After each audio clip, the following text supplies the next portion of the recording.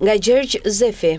Çfarë do të ishte Amerika pa Europën? Një superfuqi më ekspozuar, më e kushtueshme për të mbrojtur dhe mbi të gjitha më pak e besueshme si arkitekte e rendit global. Kjo nuk është tezë ideologjike, por një realitet i provuar historikisht. Nga koha e Franklin Roosevelt, kur SBA vendosi të lidhej pasgjithshmërisht me fatin e Europës përmes aleancave të luftës së dytë botërore, e deri tek themelimi i NATO-s dhe sistemit ekonomik ndërkombëtar pas vitit 1945, fuqia amerikane nuk është ndërtuar në izolim, por në partneritet. Në një botë gjithnjë më të fragmentuar, ku tensionet në lindjen e mesme dhe rivaliteti me Kinën po krijojnë një rrethim të ri strategjik, ideja e një Amerike që vepron e vetme tingëllon më shumë si slogan elektoral, sesa si doktrine e qëndrueshme, edhe për figura si Donald Trump, që tradicionalisht kanë promovuar qasjen America First. Realiteti i sotëm imponon një të vërtetë të pakëndshme. Pa Europën, kostoja e leadershipit global bëhet e papërballueshme. Europa nuk është thjesht aleate ushtarake, ajo është nyja që lidh tregtinë transatlantike, standardet industriale, teknologjinë dhe financat globale. Pak të bosh, SBA do të përballej me një dobësim të menjëhershëm të ndikimit ekonomik. Tregtia mes dy brigjeve të Atlantikut përbën një nga korridoret më të mëdha ekonomike në botë, dhe çdo çarje në këtë marrëdhënie do të prodhonte pasojë zinxhir në tregjet globale, por dimensioni më kritik është ai gjeopolitik. Nëse SBA distancohet nga Europa, hapësira nuk mbetet bosh, mbushet nga Kina, nga fuqitë rajonale, nga aktorë që nuk ndajnë të njëjtat standarde demokratike apo ekonomike. Kjo është arsyeja pse çdo tentativë për të relativizuar marrëdhëniet transatlantike ka prodhuar historikisht paqëndrueshmëri. Paralelizmi me strategjitë e Otto von Bismarck është i qartë. Fuqitë e mëdha